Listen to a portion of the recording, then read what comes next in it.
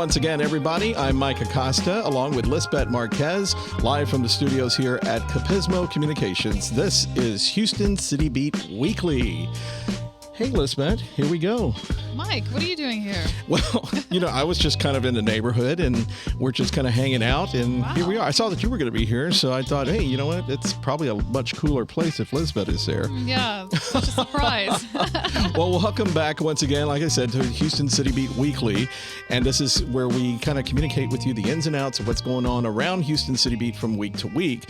And last week, we talked about the Astros Hall of Fame that was coming up on last Saturday, August 12th, and we went, and it was an amazing ceremony, and Bill Brown, the longtime broadcaster for the Astros, along with longtime second baseman for the Astros, Bill Doran, and Bill Brown were inducted into the Astros Hall of Fame, and it was that was one of the first times that you had kind of been in that environment, right? Well, second time. Second time. So how was it? I mean, what did you think? Well, it was really great.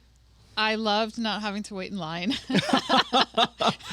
We were in a suite, thanks to the Astros. We were in one of the executive suites. We went right through all of the people standing in line. It was great. It was fabulous. We didn't have to walk very far, so I loved that part. We went to the press conference, right? Yeah, we had a press conference. That was really cool. Yeah. And what I really love, and I'm not a baseball person, right? I didn't grow up with baseball. Really? Yes. No? Wow. Yes. Okay. I didn't. Wow, big shock. Is Just kidding. No, just kidding. Being from Cuba, I don't even know who the baseball players are that are Cuban. Yordan Alvarez is from Yes. Cuba. Well, you do I know that, this right? now. Hits I a lot do. of home runs. Yes. Yeah. I know this now. I myself can't even hit the ball, but let's not talk about that. So being my first real exposure into baseball, because that's all you talk about. I'm kidding. I talk about Batman too, right? Yeah. And Elvis and all that stuff. Yeah, all the cool stuff, right? All the cool stuff. Yeah. So I really got to see some things about baseball, and it's really about people. Like there was a ball that went into the stands, and a fan caught it, and instead of keeping the ball, he gave it to these kids behind him. And I thought, wow, that is so cool. And the dad was really appreciative, and everyone around him was like, wow, what a hero this man is, because he gave this ball to these kids. Yeah. And I thought that was really cool. And when we were in the press conference, the two nominees Bill Brown and Bill Doran. Yes. Yeah. I'm terrible with names. Even though She's still learning about baseball. I've met both of these gentlemen. And took pictures, they're right? Absolutely fabulous. So what I loved about it is that they were both very humble with accepting this award and realizing that the sport is more than just one person. It's a whole team. Yes. It takes a whole team to win a championship. It takes a whole team to win a game, and so that was really cool to see them up there accepting these awards with their families there. So it was really neat. Yeah, and that's really the reward. I helped establish the Astros Hall of Fame, and I really, really love that fact where the families and the inductees can enjoy the career, look back, reflect, and also be there with a lot of their friends that they worked or play with, and really just have a moment and a whole weekend to where they can celebrate that, because like we talked about before with baseball, you spend a lot of time away from home.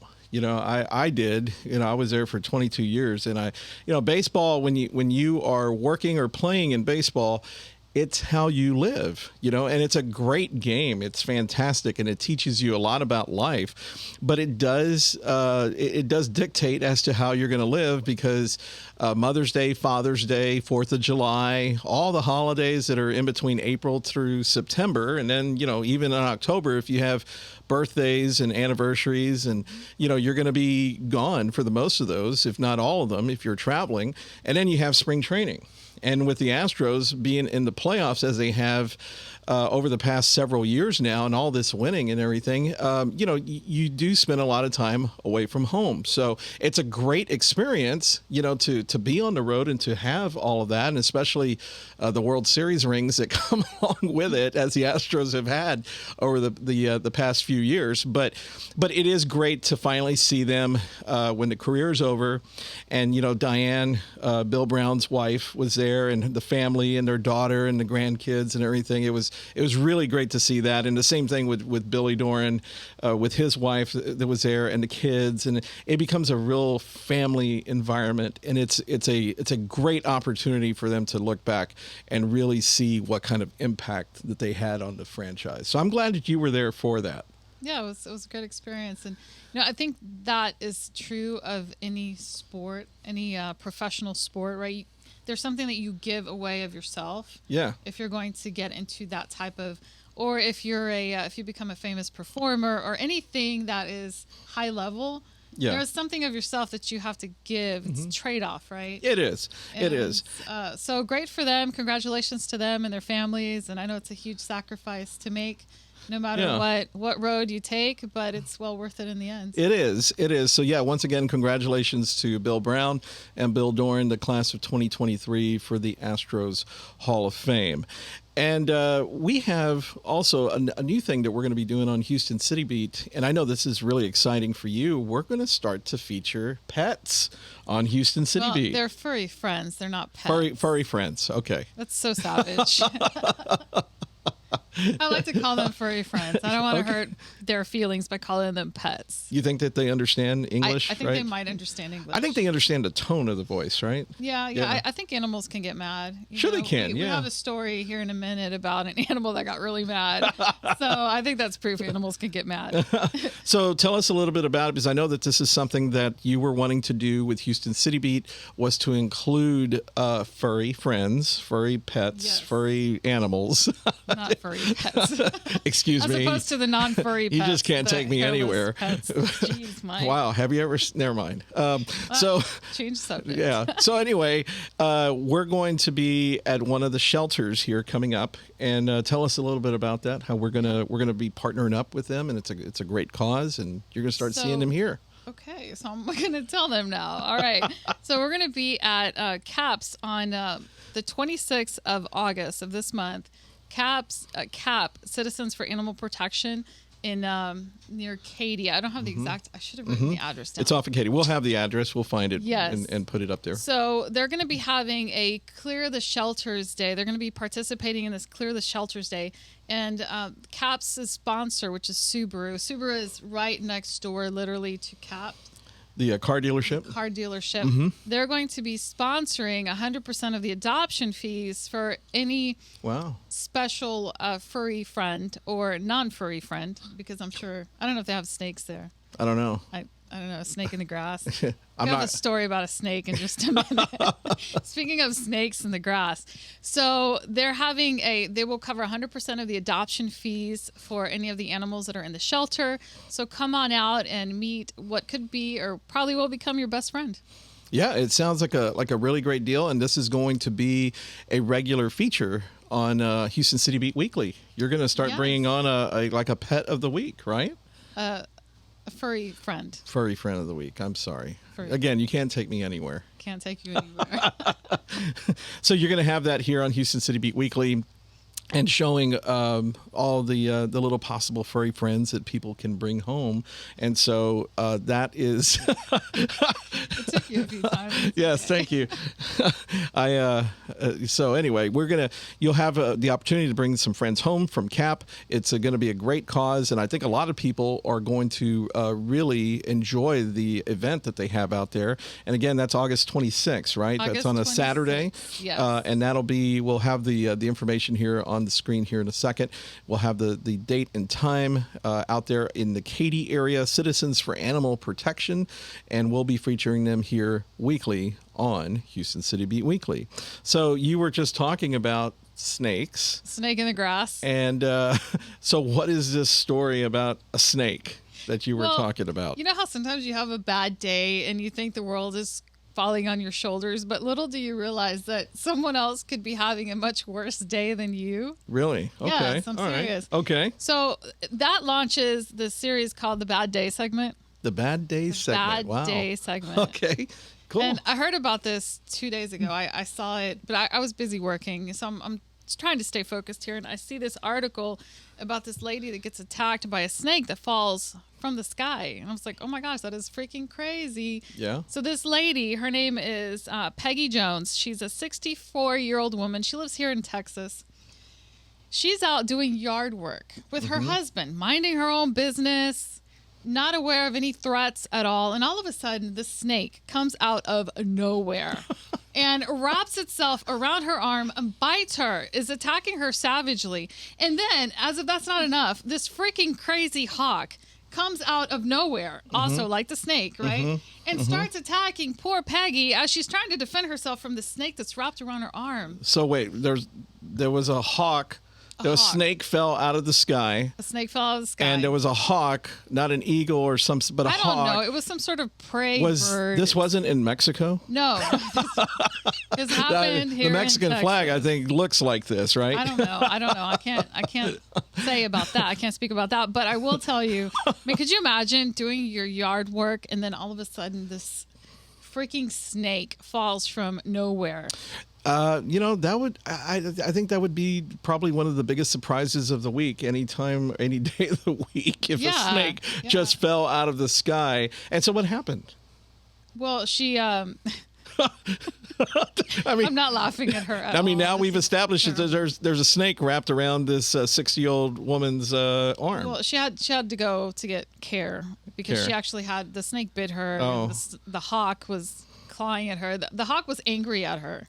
The Well, only I one would that imagine so. the only one the hawk needs to be angry at is at itself, because the hawk let go of the serpent. You know, if the hawk would have done its job correctly, it wouldn't have let go of the serpent. If it had just clutched on to its food, because the snake was obviously the food that it was trying to have. Yes. If the snake had done its job, then it wouldn't have dropped it on, and then it would the be hawk would have blaming done its somebody job. else for its own accident. But let's talk about the snake here for a minute, because Okay. the snake had an opportunity to escape. But instead of escaping, the snake was angry, right? So it wrapped around this woman's arm. Instead of dropping to the ground and slithering away, the snake stayed and continued on this attack mode.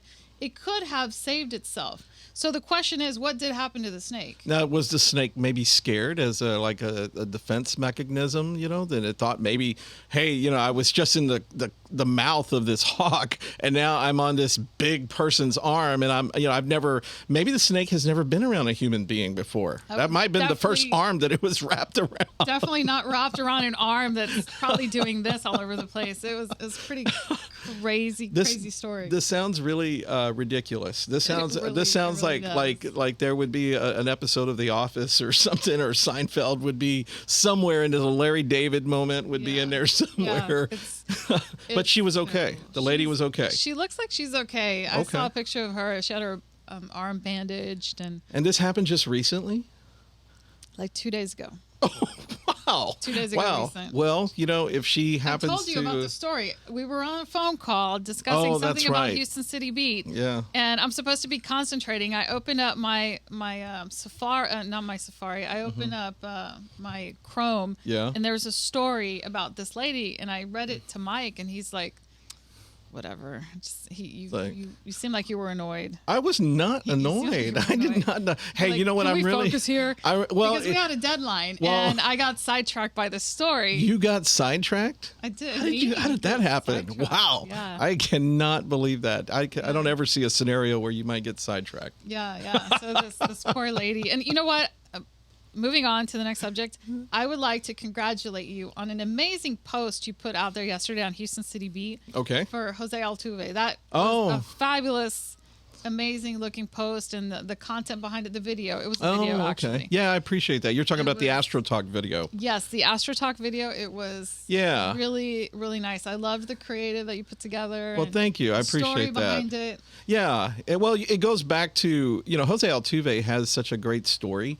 He's a little guy, right? I mean, he's not Probably little people. He's not this little, but the point is Did you that say he's not Liz Little? No, I did not say that. I could have think you said that.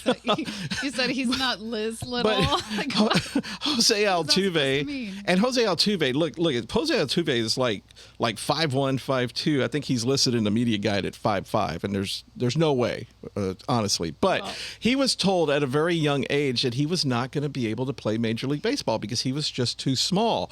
And look at what Jose Altuve has done since his debut in 2011. Good for him. He is, by the time this episodes this airs here, he might be at 2,000 hits. He is on the verge. I believe he's 3 hits away from 2,000 career hits. But I had a video with Astro Talk that covered his 1,000th hit, which happened in 2016, and he was actually the fastest in Astros history to reach 1,000 hits. The fastest. And, it just goes to show you that, this is a guy that was told, hey, you're never going to make it as a major league ball player. And now look what he's doing. He got out of that particular franchise, the Houston Astros, he did something faster than anybody else ever has done in the history of that franchise. And that was 7 years ago. And now he's on the verge of 2,000 hits. And, if he continues on with the career that he is on right now and stays healthy, I mean, he'll be looking at 3,000 hits, and he might be a Hall of Famer. I mean, he's well on his path to being a baseball Hall of Famer. So there is a great story there. And like you were saying earlier, it's about people. It's really about what in baseball and a lot of other professional sports, because it's the institution of these sports that are out there. It's the character of a person that is out there either playing the game or working the game that really counts. And the one thing that I learned over the years was it was those amazing people and how you work together as a team, kind of like us. Yeah. We have this amazing team here that I really love. So yeah, no, that was a fun video. That was a real fun video. Yeah, that's cool. So the Bad Days segment, the lady, I want to clarify, she was okay. This lady was not hurt. She's not in a hospital. Well, I can imagine maybe. she's probably traumatized. Yeah, I would imagine so. Some help going outside from now on. Well, that's good. At least take an umbrella with you or something. I'm glad she's okay. No, if she would have had an umbrella, this would have never happened. Yeah. Well, I don't know. Depends on. Did you know what kind of snake it was? It doesn't matter. All snakes are bad snakes. Well, so we thank God she's okay. Yeah. Everything worked out well. And then, of course, like you mentioned, we're looking forward to our collaboration with Citizens for Animal Protection out of Katy. Mm-hmm. That event is coming up again. Remind us when it's coming up. August the 26th. August the 26th. It's going to be an all-day event. So yeah, and we'll be out there. Yeah, you can get there when they open, or you can come after somewhere around after it's not so hot outside. Yeah, so that's great. And find they have dogs of all ages. They've got cats, kittens. They have rabbits. Wow. Okay. Yeah. Well, that's cool. So there's all sorts of furry friends that you'll be able to choose from on that day. And again, we'll keep promoting it on Houston City Beat.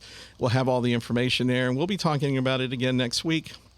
And it'll become a weekly feature here on this program. Well, that'll do it for this week in Houston City Beat Weekly.